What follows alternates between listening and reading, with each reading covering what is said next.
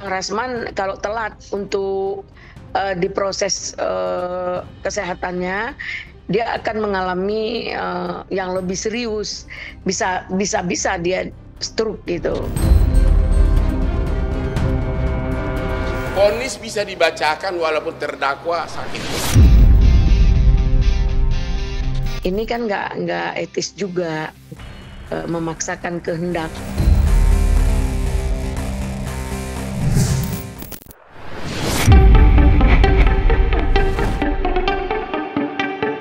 Terdakwa kasus pencemaran nama baik Rasman Arief Nasution terpaksa gigit jari setelah Hakim Pengadilan Negeri Jakarta Utara menolak permohonannya yang meminta sidang vonis atas kasus pencemaran nama baik yang menjeratnya ditunda selama sebulan.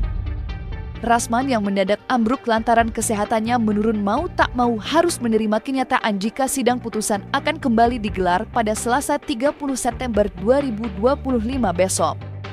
Sementara itu, Hotman Paris selaku pelapor menganggap kondisi kesehatan tidak dapat dijadikan alasan untuk menunda sidang hingga berlarut-larut. Itu disampaikan Hotman menanggapi kabar seteru abadinya, Rasman, yang mendadak jatuh sakit.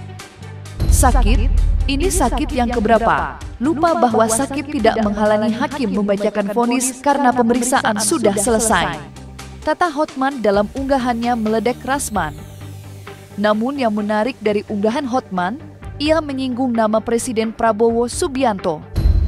Lupa ya videomu yang sangat tidak elok untuk Prabowo, tulis Hotman menutup sindirannya pada Rasman. Unggahan Hotman yang mengolok-olok Rasman mendapat tanggapan keras dari kuasa hukum Rasman, Elida Neti. Bahkan kuasa hukum Rasman itu menyinggung adanya intervensi kekuasaan yang digunakan Hotman menjatuhkan Rasman dalam perkara hukum yang sedang dijalaninya. Kalau bagi saya itu hak dia, hak Pak Hotman Paris. Namun kita harus sadari dan harus tahu bahwa Pak Hotman Paris tidak juga boleh seperti itu ya. Emang dia sempurna, emang dia tidak pernah melakukan kesalahan. Emang dia bakalan apa yang dilakukannya terhadap Bang Rasman, apakah dia puas dan tidak ada tabur tuai? Apa yang kita lihat tentang sahabatnya dia juga, yaitu Nikita Mirzani yang tabur tuai itu gitu. Dan kita yakin dan percaya apa yang dilakukannya itu akan dampak bagi dia sendiri. Hari ini dia euforia, merasa dekat dengan Pak Prabowo, merasa dekat dengan Pak Hasim. Jadi dia menelusuri perkara ini dengan sikap dan akan melakukan berupaya hukum dengan meminta kepada pihak agar Bang Rasman ditahan. Contoh, di sini kita melihat indikasi ada campur tangan ya, dan intervensi. Kita tidak dapat menyebutkan gimana intervensinya, namun sebenarnya hakim ini sudah dipindahkan secara prosedur. Mereka sudah pindah tugas, bahkan pernah melakukan pindah tugas, pernah tugas di tempat lain. Disampaikan oleh Hakim Ketua, hakim yang namanya ini sudah bertugas di tempat yang baru. Minggu depan sidang berikutnya dia nongol lagi, katanya dia diperbantukan di situ. Nah ini kita melihat intervensinya sangat kuat. Kenapa? Apakah tanpa dia perkara ini tidak berjalan dengan baik? Nah, inilah yang kita harus pertimbangkan yang sedalam-dalamnya dalam perkara Bang Rasman ini. Vonis bisa dibacakan walaupun terdakwa sakit.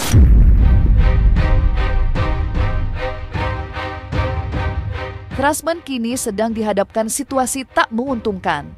Bagaimana tidak, meski kesehatannya sedang memburuk, Hakim Pengadilan Jakarta Utara akan tetap membacakan vonisnya. Sebelumnya, Rasman dituntut hukuman 2 tahun penjara atas dugaan kasus pencemaran nama baik terhadap Hotman. Lantas langkah hukum apa yang ditempuh tim kuasa hukum Rasman jika tuntutan jaksa penuntut umum dikabulkan majelis hakim? Jika hakim berpendapat lain dari permohonan kami, kemudian dia mensepelekan apa yang terjadi dengan Bang Rasman, itu kita tentu akan melakukan upaya hukum, yaitu banding atau melakukan upaya hukum dalam etik lah ya. Yang selama ini kita heran juga kenapa laporan-laporan kita kepada pihak yang berkompeten seperti KY, Mahkamah Hakim Agung gitu, ya, terus belum terrealisasi sebagaimana yang kita harapkan. Apa yang terjadi dari Bang Rasman sesuai dengan permintaan kita atas nama PH-nya gitu. Ini kan nggak etis juga, memaksakan kehendak ya. Sementara kondisi dan rasa kemanusiaan harus diutamakan dalam perkara ini. Ini kan perkara bukan perkara yang harus urgent gitu. Karena ini bukan ada yang dirugikan, tidak merugikan negara, tidak korupsi, tidak gimana gitu. Dan Bang Rasman juga kan seorang advokat, bukan pejabat publik atau yang setara dengan publik lah gitu. Itu pertimbangan seperti apa? Karena kemarin hakim juga, jaksa juga datang besuk Bang Rasman dan melihat kondisi beliau seperti apa gitu. Bagi kita itu haknya hakim seperti apa. Pada 3 minggu yang lalu, Bang Rasman udah siap untuk kita bersama-sama mendengar putusan. Nah, kami hadir di Pengadilan Negeri Jakarta Utara bersama-sama untuk mendengarkan putusan dari perkara tersebut. Namun hakim minta online, maaf, dia minta online. Tetap kita lakukan, dia di dalam, kita di luar. Nah, dia minta tunda selama 3 minggu, hakimnya. Jadi, dalam hal ini, kita tidak merasa seperti yang disampaikan beberapa orang bahwa merasa ketakutan dengan putusan, merasa was-was sehingga dia mengakibatkan penyakit itu. Saya rasa sih nggak sejauh itu gitu. Seperti apa nih? Kalau siap banget gitu. Malah kan kemarin yang nunda kan bukan kita kemarin. Sempat hakim udah sebulan lebih kan. Pertama ditunda. Pertama kali tunda seminggu pada minggu sih 3 minggu ya. Kita pertama kali. Pertama 2 minggu ya. Terus yang kedua datang lagi yang katanya online itu loh. Malah Bang Rasman datang kan, harusnya kan online di rumah kan, tapi Bang Rasman tetap datang kan. Ya, artinya itu beliau sangat siap sekali gitu. Tahu-tahu tunda lagi 3 minggu gitu kan. Ya, sangat siap. Yang nggak siap itu kan kenapa harus sakit.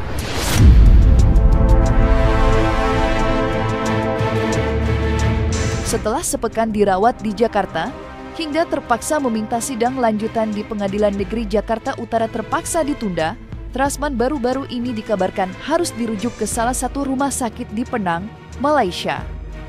Kabar tak menyenangkan itu diungkap langsung oleh kuasa hukumnya yang menyebut jika Rasman dirawat di Malaysia atas permintaan keluarga. Sebelumnya berembus kabar jika Rasman mengalami kelumpuhan. Hari ini justru dia dirujuk dari Rumah Sakit Koja ke Penang. Nah, beliau tadi siang CT scan kepala di Penang. Jadi itu Bang Rasman kalau telat untuk diproses kesehatannya, dia akan mengalami yang lebih serius. Bisa dia stroke gitu. Terindikasi ya, kemungkinan besar jika telat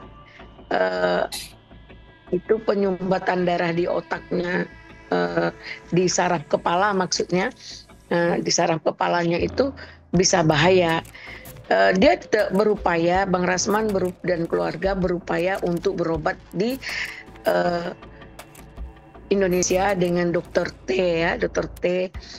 Tapi punya jadwal yang sangat lama menunggu gitu. Dia daftar, tapi menunggu pendaftarannya itu cukup lama. Makanya sementara Bang Rasman ini makin hari penyakitnya makin serius dan akan mengakibatkan fatal buat yang dideritanya. Kan beliau kan memang ada vertigo, yang lalu juga pernah kumat kan. Nah jadi sudah 5 hari ini kan sudah sempat kami ngerawatnya di rumah aja. Kebetulan anak kakak kan dokter, jadi kasih terapinya di rumah aja. Tapi sepertinya kurang membaik gitu kan, makanya kita rujuklah ke rumah sakit. Nah kenapa kita rujuk ke rumah sakit? Oh ya, ini pencetusnya kemarin tuh minum kopi gitu, kopi hitam ya. Ya pencetusnya di situ. Jadi waktu itu belum makan lagi kan, minum kopi udah jadi di situ, marah, pusing, mual gitu, kepoyongan, terus muntah-muntah gitu. Waduh, apa lagi nih vertigo gitu. Sampai didatengin akupuntur dari Surabaya. Ya memang dari dulu Bang Rasman udah punya terapis kan dari Surabaya, didatengin ke rumah. Sekarang udah 3 hari di rumah ya dari Surabaya. Di sisi lain, Hotman Paris Hutapea menegaskan jika kesehatan tidak dapat dijadikan alasan untuk menunda hakim memecahkan vonis. Bagi Hotman, penundaan sidang pemecaan vonis yang diberikan hakim pada Rasman hanyalah kebijaksanaan semata. Itu sebabnya Hotman bersikeras jika pemecaan vonis terhadap terdakwa Rasman tidak boleh ditunda karena pemeriksaan sudah selesai. Menanggapi pernyataan Hotman yang dianggap kelewat batas, kuasa hukum Rasman mempertanyakan sisi kemanusiaan Hotman atas apa yang terjadi dengan Rasman terkait kesehatan yang memburuk. Dan seperti inilah pernyataan kedua belah pihak atas penundaan sidang pemecaan vonis dakwaan Rasman Aris yang akan kembali digelar esok. Tanya aja si botak itu, ngapain nanya gua? Tanya botaknya itu, kenapa lu botak bilang? Hakim berwenang untuk memutus hakim berwenang untuk menjatuhkan vonis pidana sesuai dengan Undang-Undang Pokok Kekuasaan Kehakiman dan juga sesuai dengan KUHAP, karena kalau pemeriksaan sudah selesai maka vonis bisa dijatuhkan walaupun terdakwa tidak hadir. Ini udah selesai pemeriksaan, saksi sudah, bukti sudah, pembelaan sudah, itu hukumnya begitu. Jadi tanpa menunggu pun hakim berwenang. Makanya kemarin hakim itu cukup bijaksana menunggu seminggu gitu ya. Undang-undangnya begitu, dan sudah banyak contoh kasus di mana terdakwa tidak hadir atau sakit vonis dijatuhkan. Rasman, berapa lama lagi kau tersangka? Enggak apa-apa, 5 tahun lagi silahkan. Ya. Senang lihat kau jadi terdakwa 10 tahun. Ngekilin mana yang mau datang sama lo?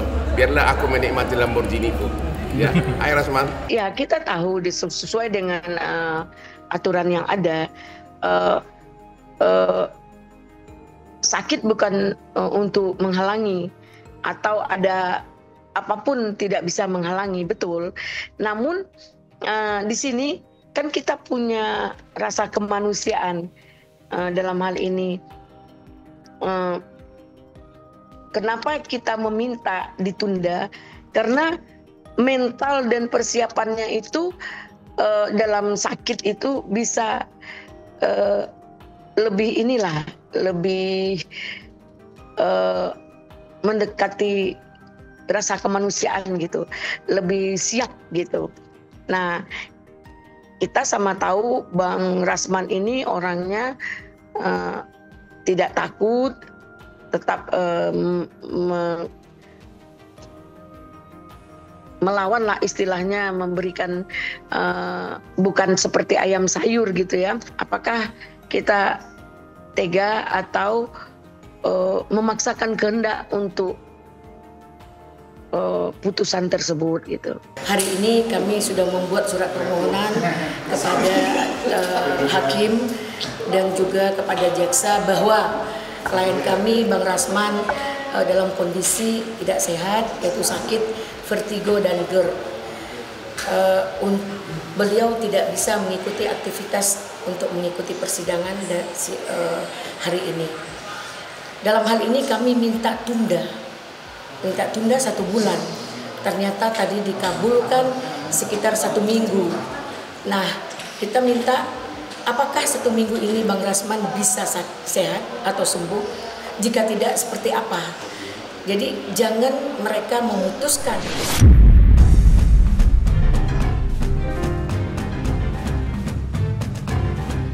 Nah, selesai sudah Cumi Lovers.